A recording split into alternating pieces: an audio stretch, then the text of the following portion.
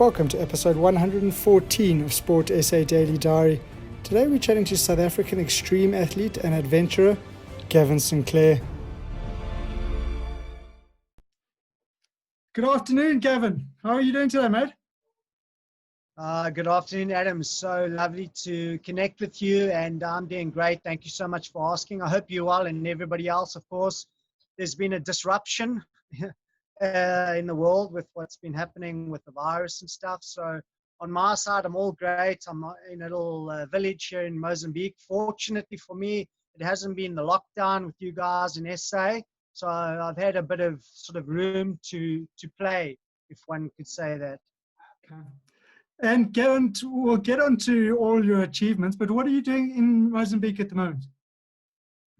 Adam, at the moment, I was busy working on a project. I was contacted by the CEO of a park up in Gorongosa to do a collaboration, to do a charity run and run through their park and obviously to build awareness for wildlife and nature conservation and do a publicity media campaign.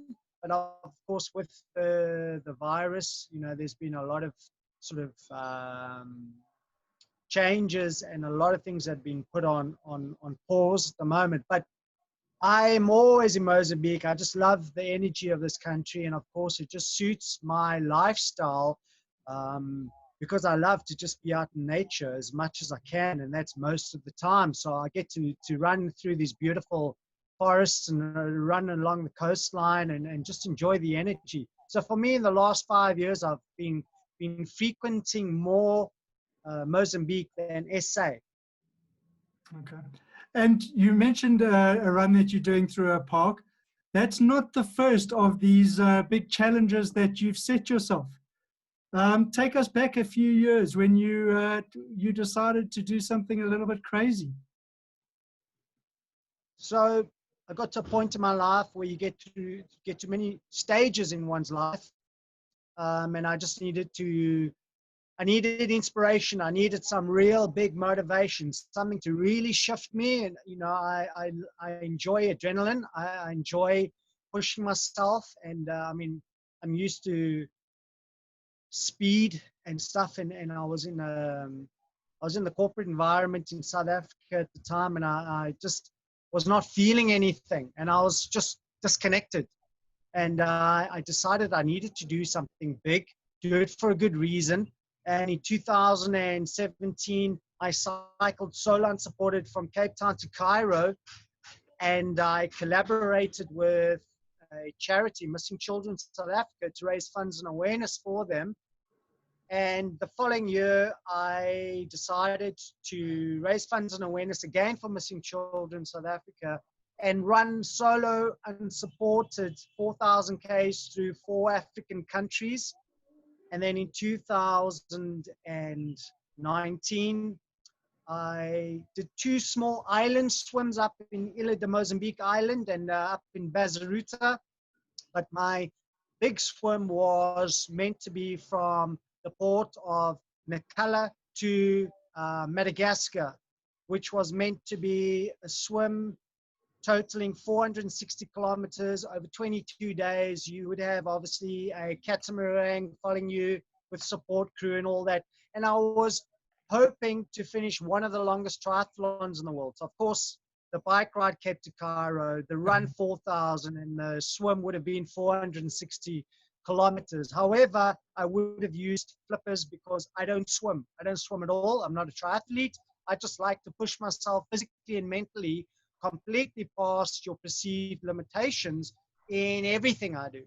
So my project in Gorongosa Park up north of Mozambique, a good friend of mine contacted me and said, "Hey, Gav, I've taken over the park, and would you like to do a collaboration, and we can do a charity run through the park, and we, generate awareness and funding, and we could do a lovely PR communications campaign with that." But it's been put on hold. And then, of course, I'm also wanting to climb a mountain next. So I've done the run. I've done I've done the cycle, I've done the run, the swim, and hopefully I'm going to climb a mountain next. And a few other projects that I'm hoping, to work on, Adam. And, it's really budget related, all these things that everyone's doing around the world, everything we do obviously relates to money. But I mean, when it comes to adventuring, professional adventuring, extreme endurance, solo, whichever way you look at it, I mean, your project, your achievements are really as big as your budgets. I mean, and it's a very competitive industry, and it's a very niche market. I mean, it's a 0.1%, but it's gaining popularity. Everybody nowadays is cycling from Cape Town to Cairo, and from Cairo to Cape Town, and people are wanting to do more in terms of longer, more endurance, more challenges, bigger scale, getting more out and getting to actually be connected to the landscape and to nature.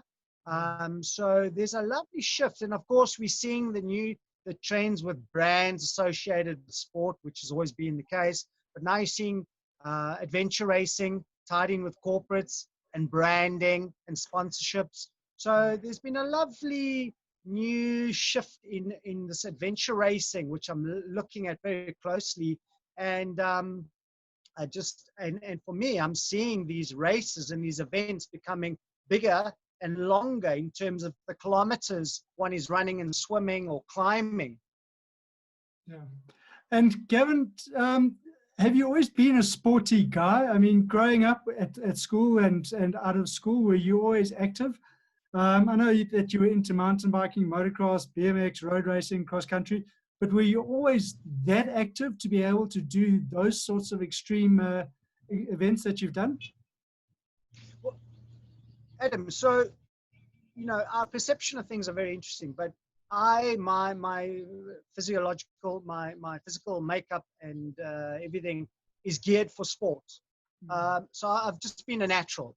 And of course, you can train and develop and strengthen one's skill or sharpen the pencil in a specific sport if that's something that you're doing. But yes, I've always been drawn more to sport than the academic, and more so the cross country and stuff. I enjoyed the longer endurance sports more, and of course the extreme stuff is BMX racing and that. But it's really, I mean, I got my first bicycle. I was 5 years old or something, and that was really where the spark was ignited within me, the sense of freedom and adventure and possibility. So it's always been a part of me since a very young kid.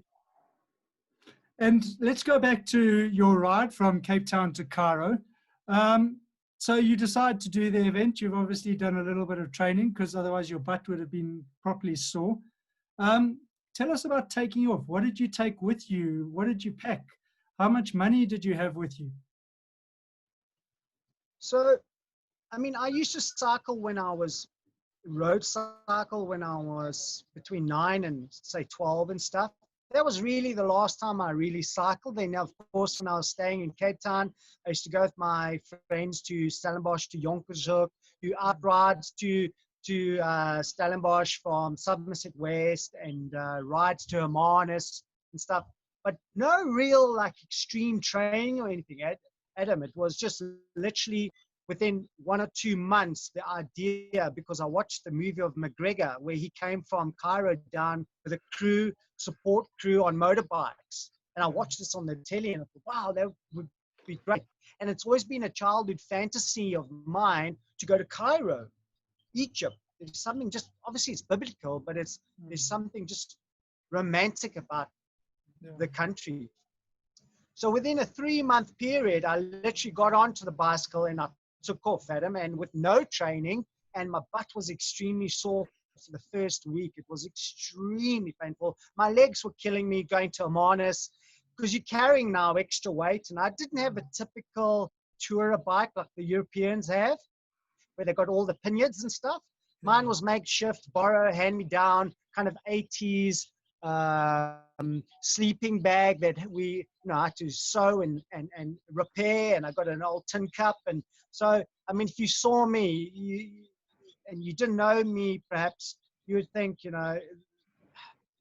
But that's the perception, you see, because sometimes we don't need as much as we believe we do. Now, of course, sports drives product, and of course, but you don't need so many things, and you don't need all the techno gadgets to get there.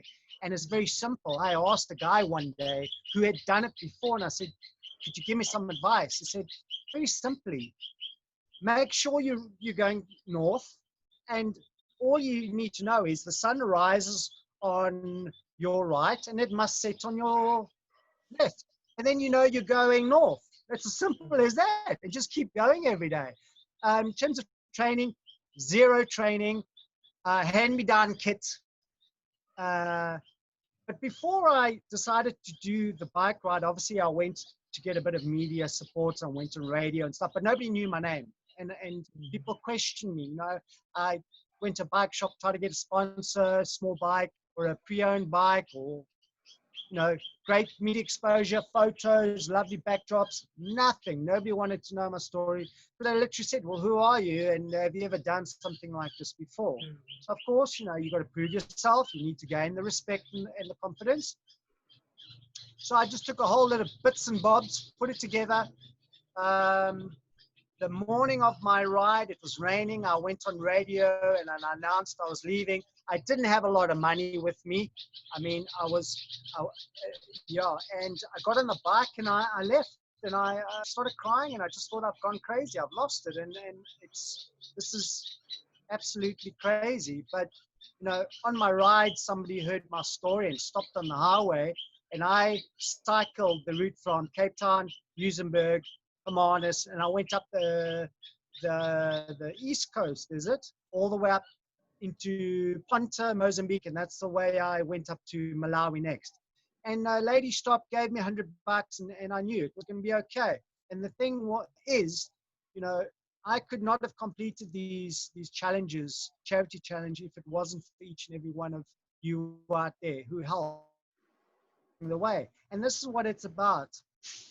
Doing these extreme challenges, you meet the most fascinating, incredible people with the most amazing stories that just inspire and fuel you to get on the bike the next day and just go, no matter how tired you are, lack of sleep and that. And that's really it. I was not prepared, but mentally I was prepared to do Cairo. And I knew in my mind, before I started, I'd already completed it.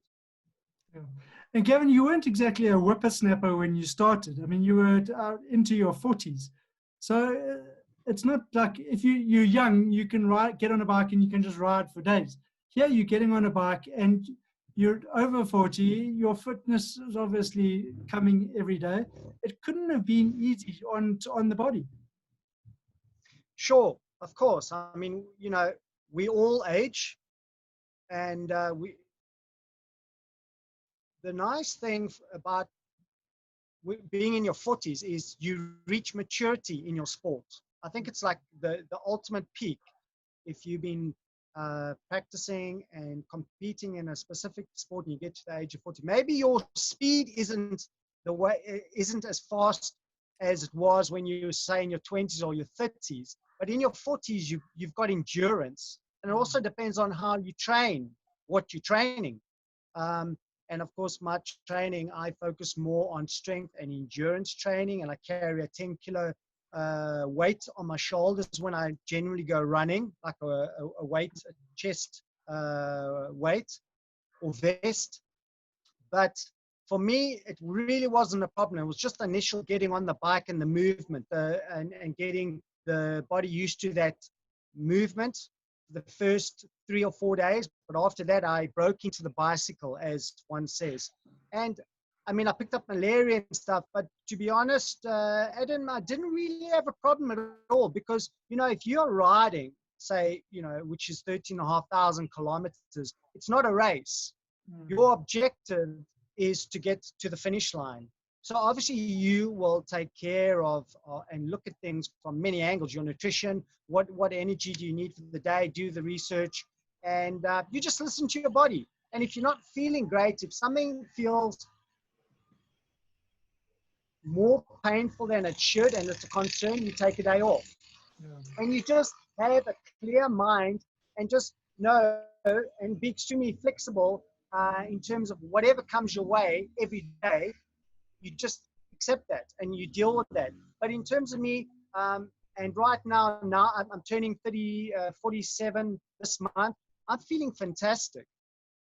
And it's a lifestyle, Adam, because if you eat healthy and, you enjoy life and stuff, and if you keep doing exercise every day, it becomes a lifestyle. And for me, it's always been a lifestyle since a very young age. And Gavin, I mean, Africa is probably the most remarkable continent in the world. You must have had some pretty special moments. Can you take us to one or two of those that were either nerve-wracking or really unbelievably emotional and sort of amazing? Gosh. Adam, I've been told to write a book. I've got so many stories, as you can imagine. I mean, 9 months on a bicycle through Africa by yourself, solo unsupported. I mean, you have some God, you have these magical experiences, godlike experiences, and you have some really interesting times with yourself, and you really get to know yourself better. And that's the reason why I do what I do as well, and obviously align myself in nature. But stories, malaria, people chasing me through the forest, being attacked, or some two herdsmen trying to attack me in South Sudan. I had to do a big detour, crossing a dhow where the dhow almost capsized, being chased by dogs, and what else? Meeting the most amazing people, sleeping in the any possible place you can imagine, police stations, in a drain, under a bridge. And then, of course, the media got involved and stuff. And I got invited to stay in like villas and hotels and mansions. But I stayed also in campsites. I slept in my tent. I pitched my tent in Kenya, where there is a lot of hyena.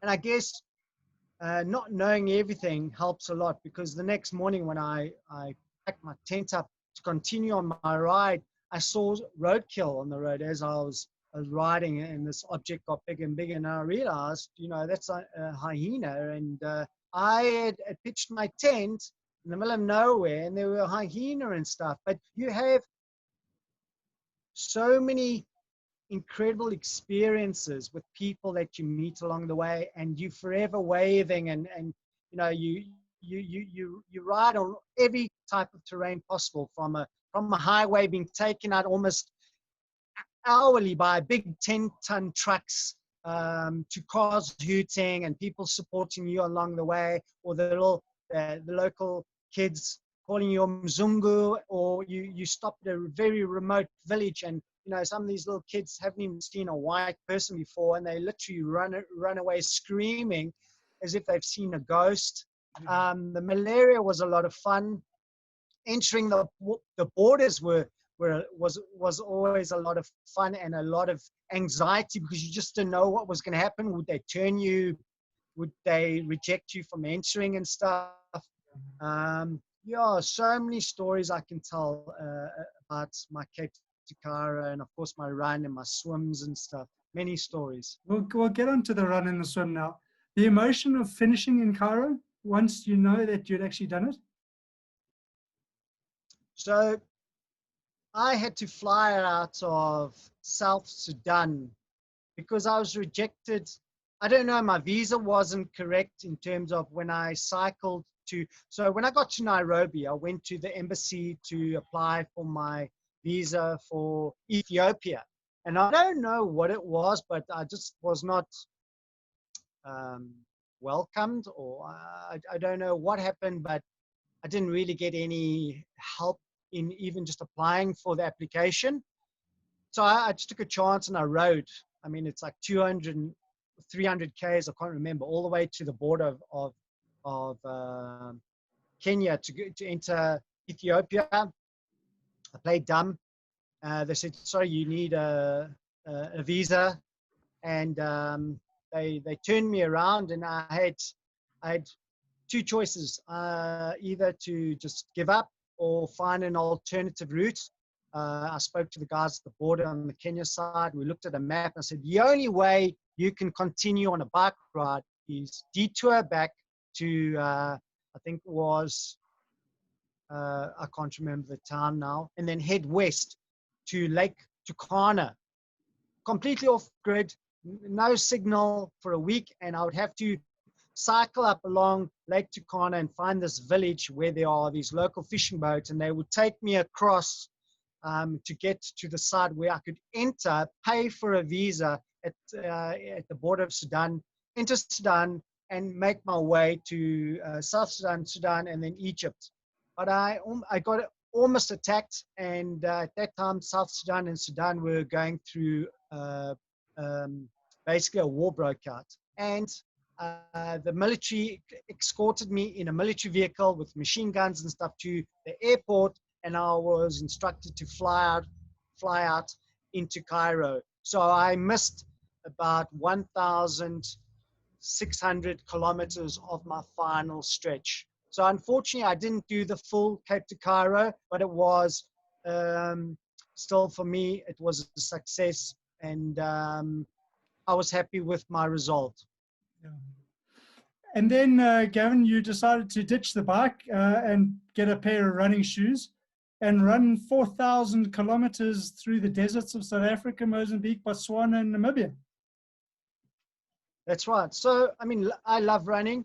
I mean, you know, and our ancestors as sapiens, we ran. It's genetically our DNA. We are naturally born to run. And for me, I've been running for 15 years, and I wanted to slow down the pace. There's nothing for me running through Africa or experiencing Africa at a very slow pace.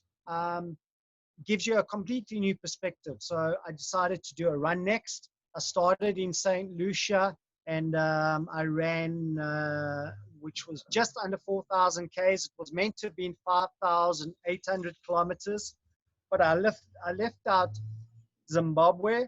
So it was South Africa, the East Coast, St. Lucia. I went into Mozambique, and then I went into Botswana, Namibia, back down into South Africa, Cape Town, V&A finish line. And there were some stretches where through Namibia, I had to be transported by vehicle, only due to the fact that there was absolutely nothing running solo unsupported. It's not like you got a vehicle where you can keep water and food and you can sleep in the vehicle if need be.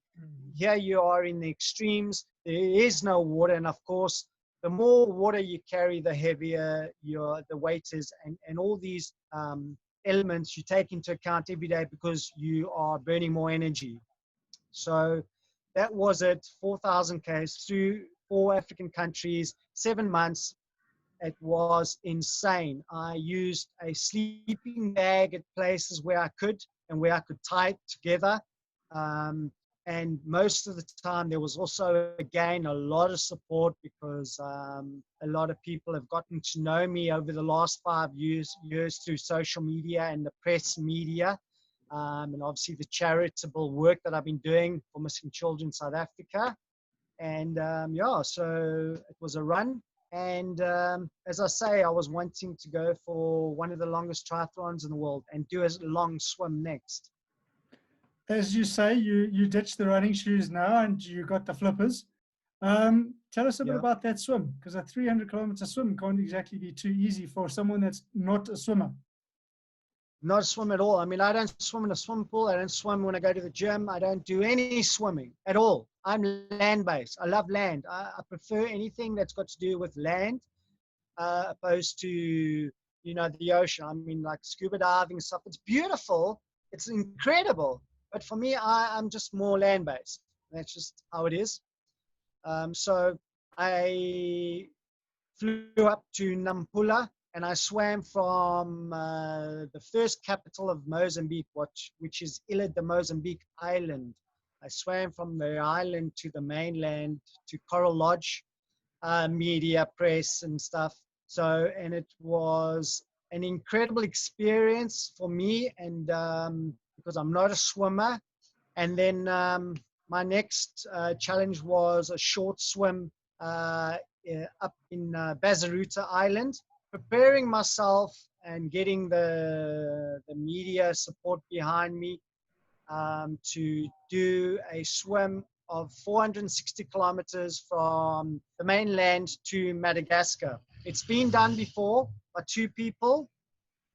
And unfortunately for me, I had approached a new organization and we collaborated, and there was costs that were involved to hire a support boat and a doctor on board and food and all these things that in the initial agreement it was basically mentioned that the basic cost can be covered. We can go ahead with it and announce it publicly. But then, decisions changed and I had to cancel the long swim and my 4-year plan wanting to do the longest triathlon in the world. And so I've moved from that, obviously, and from swimming as well to focusing now on doing a charity run up in Gorengosa Nature Reserve. Hopefully when things go back to normality and stabilize again. And then I would look at a mountain climb again. And Gaven, tell us, just in closing, what was harder between the run and the ride? The run or the? The ride. The ride to Cairo. I think obviously the run is slower. If you get into trouble, you can get away easier on a bicycle. You've got more flexibility. You can ride easy 150 Ks a day. I was averaging 100 kilometers. So there are pros and cons and benefits and to everything. But for me, my experiences were both magical, incredible, but both challenging on two different platforms. But the bike would obviously be a little bit easier because you can cycle further and you can cycle at a faster speed. But I must say I really enjoyed the run more. Okay. Well, Gaven, it's been very interesting chatting to you today. Thank you so much for your time on Sport SA Daily Diary. Good luck with your next event in the reserve. I hope it gets going sooner rather than later. And good work with all the work that you're doing for the charity.